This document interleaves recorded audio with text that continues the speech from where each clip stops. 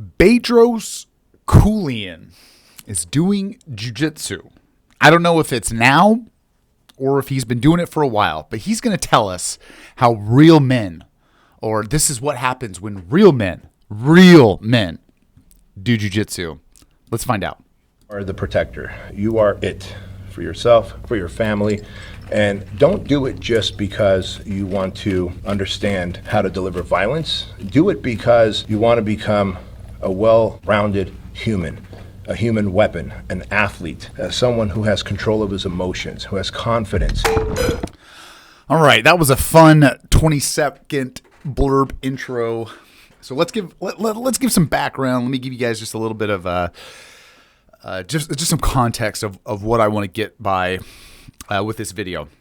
I've watched a little bit of it, and I want to give my arrogant side because that's who I am, and that's what a Brazilian Jiu-Jitsu black belt does. It's just an arrogant piece of shit. So Bedros, he is a high-level, high-value man, very good communicator. I have directly met him sort of through my old boss, who actually hired him to do masterminds, how to kind of grow his business, which Bedros does. He's a really good guy. And just I also want to preface this. This is no bash on Bedros. Bedros himself is a great dude. He's got a great philosophy in life, and now he's kind of transitioned into jiu-jitsu. Now, I've done Mark Zuckerberg. We've done a few other Tom Hardys, big celebrity guys, big guys kind of transitioning to jiu-jitsu.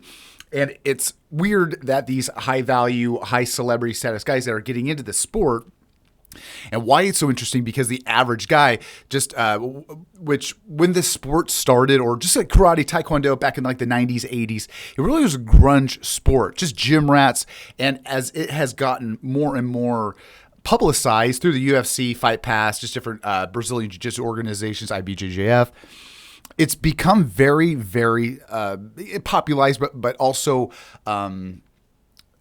it's also sought after, because when you really get to see, because when UFC came out early 2000s, mid 2000s, late 2000s, it was still just barely known, because at that time it was just combat sport.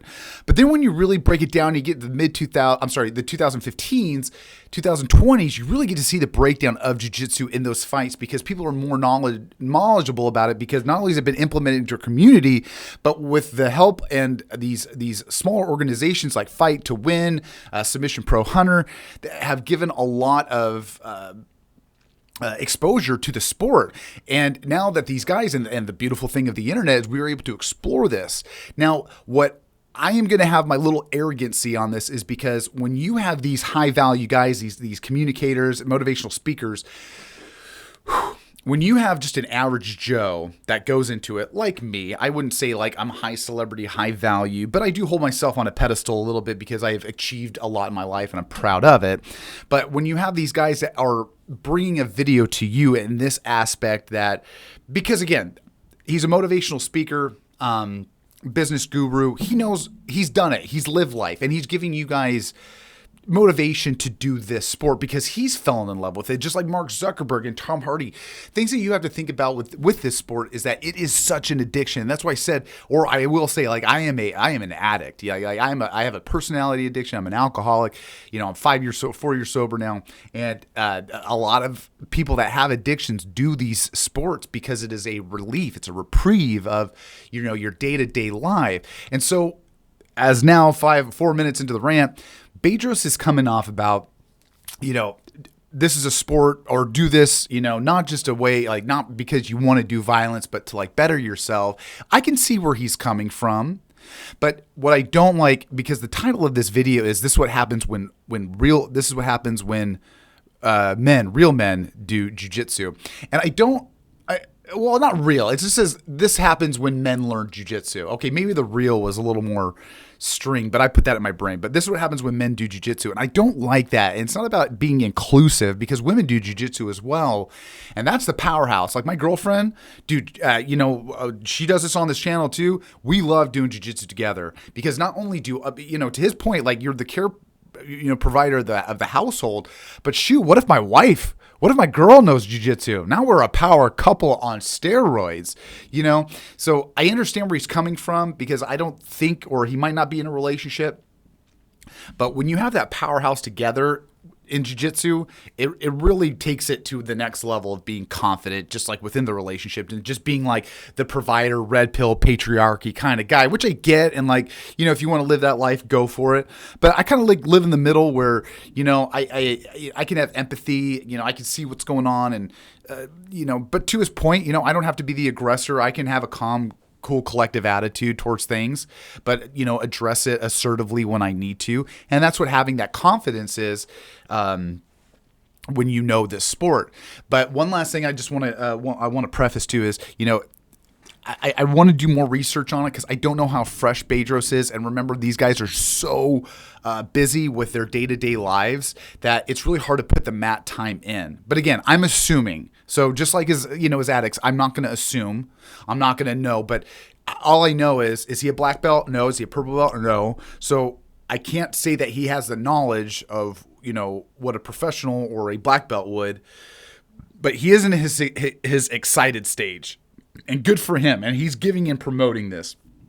But what I don't like is to keep this exclusive for men. And I'm not like driving on that point. But I guess what I'm really getting at is this sport isn't just like confined. What he's saying, like if you want to do this, dude, it's for everybody. If you really want to get in there just to know how to beat someone, then do it. If you want to do it just because you want to find yourself and your zenner, do it. When you do it and you solve that one problem, the rest follow through. And that's what I want to get across is that just because you want to do it for one reason, yes, you should do it. I don't like what he says where it's like, those things, this is for this. No. That comes along with it. And it's just like it comes with sobriety or, going to church, other things like that. It's going to get you in a good place. But once you're in a good place and you stay in that good place and you're consistent with it, the good things will follow. Now, yes, that was a huge absolute rant. But thanks for sticking with me. So let's get into a little bit more and let's see what he's got to say. Friends, welcome to another episode. Today on the vlog, we're going to be talking about combatives. What do you do if you have to get in a fight, whether it's striking or whether it's grappling like jiu-jitsu? And as you can see, we're at BK Strength, my gym, and we're on the mats. And the reason we're talking about this is because no one is coming to save you. You are your own bodyguard, you are your own defender, and in life, you're either going to be a liability or you're going to be an asset. I don't know about you, but I want to be an asset. I want to make sure I'm there to protect those that I love. I'm there to protect myself.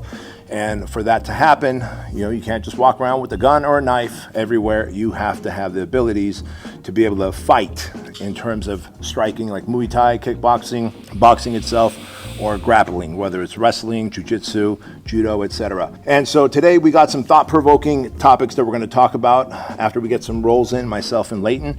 And I want to introduce you to someone that's been putting me through the paces on the mats as well. So you'll get to meet him and get his thoughts on this. And he's been a black belt for many, many years, he's been in jiu-jitsu for well over a decade, and he's a black belt and he's got a lot of experience. So without further ado, let's start the show. All right. I have some thoughts and opinions. I think everything he said was pretty spot on. It's nice to know the gambit. And when I say gambit, just like the mains of wrestling, jiu-jitsu, boxing, Muay Thai, just some things like that.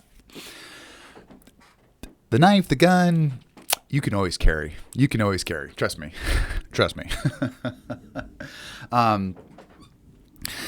But to his point, I mean, yes, let's just say this. If you're in a spot where you want to learn something more, and be the all-around absolute unit, yes, definitely do it. And I guess, that's going to be the foundation of this video is just, yes, do it. Bedros in this video, I believe, is just trying to convey that, with this sport, with jiu-jitsu, you can become a whole man. Do I agree? I don't know. But again, I do have a little gripe. I do have a little gripe because I don't like to speak on something unless I'm really knowledgeable about it, And I'm one of those people that I don't like to talk about something unless I complete it. And if I'm not mistaken, again, I truly believe that, Bedros and, a lot of other motivational speakers say the same thing, just keep it quiet. Don't be explosive or don't, depending on what kind of like marketing or business you're doing, it's like, dude, just stay to yourself, be humble. And then when you succeed, Do you have to share it? Yeah, you can, but at the same time, let people find out. And that's what I love to do.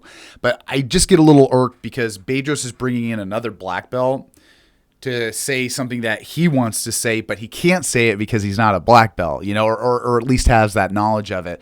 So he's getting affirmation from that black belt. And I don't want to, you know, this is a 30-minute video that we're, you know, that he goes through. And if you want to watch it, I highly recommend going over to that channel and again, or to that video. But I see some rolling. I see some basic techniques. I see like Bedros. Let's look at this one for example. I just want to hear him talk and see what he has some knowledge on this. So first thing you want to do is you want to minimize that distance, because right now he's on top. There you go.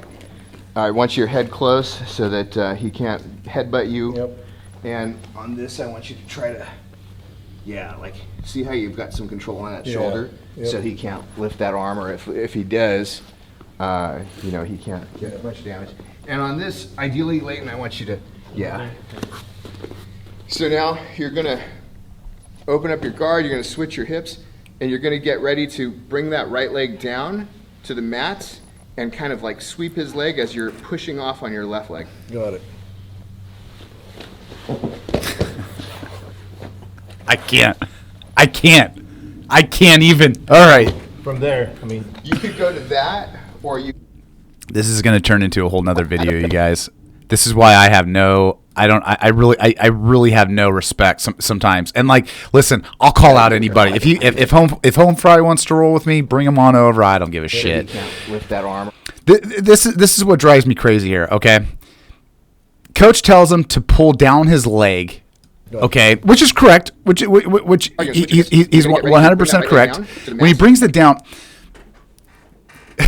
what he's telling him to do is just shift his weight. I just want to see if I can hear. Like sweep his leg as you're pushing off on your left leg. got it.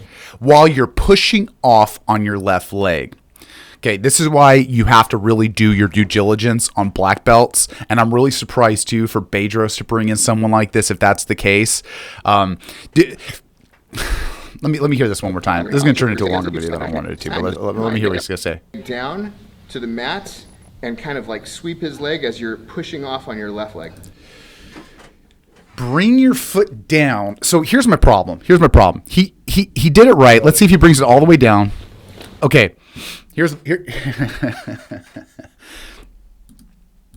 Let's see. As he brings his leg down, so yeah, that completely wrong. Completely wrong. When you bring your leg down right here, you guys, and Bedros, if you're watching, so you can fix your move here. When you bring that leg down, we're actually chopping that leg. We want to bring that leg and chop that leg in. And what's that going to do? That's going to bring our top opponent to bring his leg in, which puts him on an axis. All right, he's going to be pretty much vertical, on his body. And then this knee right here, as I'm pointing to the screen, like you guys can see it, but this knee right here, as he's chopping, I actually prefer to put my, like a butterfly, if you will, like my foot in a butterfly position and lift him up and push him over. And if not, I'll just chop and put my knee, I'm pointing to the screen again, I'll point my knee inside a little bit. So I'll take this knee right here and I'll put it inside his belly right here as I'm chopping the leg. So you have a couple options in this situation. But again, two things that lacked. One, as we bring down our foot, we need to chop, and we need to either lift this foot up, or again, we need to put our knee under to just give him just a little bit of a bump, because his hand right here, we can hold onto the shoulder to keep us tight. But if we are elevated enough to where we are on that axis and we're straight up and down, we're going to get tossed no matter what. So fail on the black belt. I don't have any respect. So no, I don't. Sorry. And again, he's wearing a t-shirt. I don't. If he wants to roll with me, I'll roll with him. I don't. No, not going to do it. So let me hear what he's got to say for the rest of the video. Let's see. Report. You are it for yourself, for your family, and don't do it just because you want to understand how to deliver violence. Do it because you want to become a well-rounded human, a human weapon, an athlete. Do it. Someone who has control of his emotions, who has confidence. Do it. Like I said, when I got on the mats, I thought all the gym work I did was pretty impressive. I got on the mats. Within 30 seconds, I was gassing out. And it took weeks to start building up my endurance. And I ended up getting even leaner, losing pounds, because this is just a different form of cardio that not only gets you prepared for when the fight goes to the ground, but also helps you in terms of longevity in life. Are there chances of risks of injuries? Yes, with everything you do. But I'll take the risk and the potential for injury on the mat or in the ring or in the gym versus being a couch potato and ultimately having heart disease, diabetes, a stroke. Like, I can recover from a hyperextended elbow or knee. Recovering from a heart attack, a stroke, diabetes, that's a harder form of recovery. So use this as a way of fitness as well. Mike, in terms of roles and responsibilities, you've got a young man. He's 20 years old. All right, guys. It's been all explained. It's all has been explained. And again, I appreciate Bedros for communicating so well and being detailed in his verbiage of what he's trying to explain, which is very true. Everything he's saying is very true as a human, right? But what I don't disagree with, and why I actually like different, I've been so one-minded headed, my good life, right? And then once YouTube finally came out in 2008, it just rocked my world. Dr. Mike's a great example. I really do enjoy him. Dr. Mike has a great point. Like, I don't agree with what he says though on the ailments like heart attacks and stuff, because that's genetics sometimes, right? I don't agree with what he says. And also, I'm going to just kind of turn left here, from Main Street to First Street. When I saw Bedros for the first time, he was a big dude. Like, Bedros is a pretty big dude when I see him on screen. But when I saw him for the first time, I was like, man, he's not that big. And now that I see him on screen now he's been rolling for a few months, the dude is really lean right now, muscle mass wise. And this is why I have a big issue with a lot of weightlifters, CrossFitters. We've done that video too. It infuriates me that we've got this culture that's all about lifting weights, got to be strong, and we get this body dysmorphia that we've got to be, 4% body fat. We've got to, our arms have to be, you got to have the 3/6s, and that's not true. And that's why I love jiu-jitsu so much, because, dude, I'll put on an extra 5 pounds of fat if that's going to give me an extra 10 minutes of rolling, instead of having to lift. And again, lifting is a great way to strengthen your ligaments, right? But if you actually lift too much, it's bad for jiu-jitsu. And that's why I love Dr. Mike. The dude's 300 pounds of muscle mass.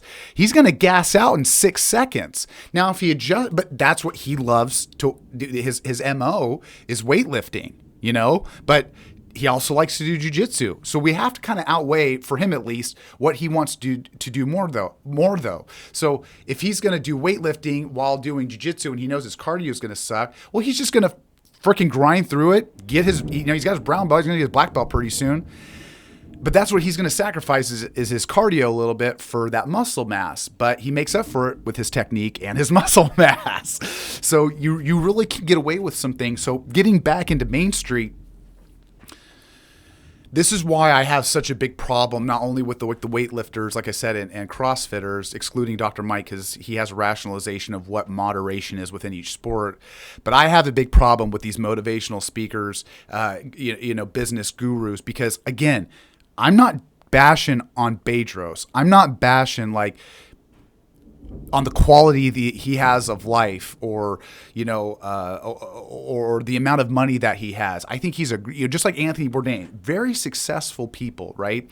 But the fact when they start preaching something to me, and they get into this sport, and they kind of have this click moment of, well, everything that I did over here isn't going to really work over here, so I'm going to have to adjust everything over here to accommodate what I'm doing into jiu-jitsu. Because, again, jiu-jitsu is the only sport really you can go 100% and be safe. Within reason. But I just wanted to reiterate that you really get to see that he has a simple title. This is what men need to do. What was it again? This is what happens when men learn jiu-jitsu. Why didn't he learn it a long time ago? Like, he's been weightlifting. He's known about it. Ego. 100% ego. You look at it, it's all right. My girlfriend, same thing. She would always watch. She told me a story. She'd always watch the jiu-jitsu guys. She'd do her, her CrossFit. She'd go lift her weights. And then when I finally got her on the mat, 20 seconds, it's over. They can talk all their game, and then once they get on the mats, it's a whole different situation. And it saddens me too that you really have to watch out. And that's why I was really happy that Mark Zuckerberg, you have to really watch out. That's why I do videos on this all the time, is do your due diligence when you go to gyms, okay? And hiring a private gym instructor is the worst thing that you can do, especially for jiu-jitsu. You want to have someone who has an established gym. I don't know if he does or not, but I was really disappointed in how he was doing that technique right there, because he should have been involved. Precise movement. Jiu-jitsu is all about precision, inches, centimeters. I don't know if I want to go into the metric system. But that's my rant, you guys. At the end of the day, jiu-jitsu is a great sport. If you want to do it for any stupid reason, do it. Those things will follow in line. This is what it should say. This is what happens when you learn in jiu-jitsu, not just men, just in general, kids, women. Doesn't matter. And I'm not really worried about like the whole, male versus female thing. It's just, this is what I love about the sport. And it's awesome when I see someone just finally just kind of drinking the Kool-Aid. They finally understand it. You finally take that tinfoil hat off and you're like, whoa, that's what the real world looks like. You really put that in perspective. And I think that's what he's trying to get by, is like, it really opened up his mind. And that's what I'm sharing with you. So his was a 30-minute video. Mine's going to be a 23 or 4-minute video. But I really wanted just to kind of get a different take on it. So Bedros, again, if I doubt this, but again, Bedros, if you're watching, great dude. Again, keep doing what you're doing. Keep training. Do a check on your instructor. If you need some help, call me up. I can help you out. I'm in Houston. So, but yeah, definitely do your work. Due diligence on your trainers, especially when you got those nice dollar mats and that $40,000, $50,000 gym setup that he's got. It'd be nice to have a good instructor that's going to watch and get, be detailed on your moves. And second, dude, what is it? 30 minutes in, he's not even sweating. Come on, what kind of training is that? All right, you guys, love ya. Hope you have a great and fantastic day. Stick to jiu-jitsu, and we will see you in the next video. Have a good one. Peace.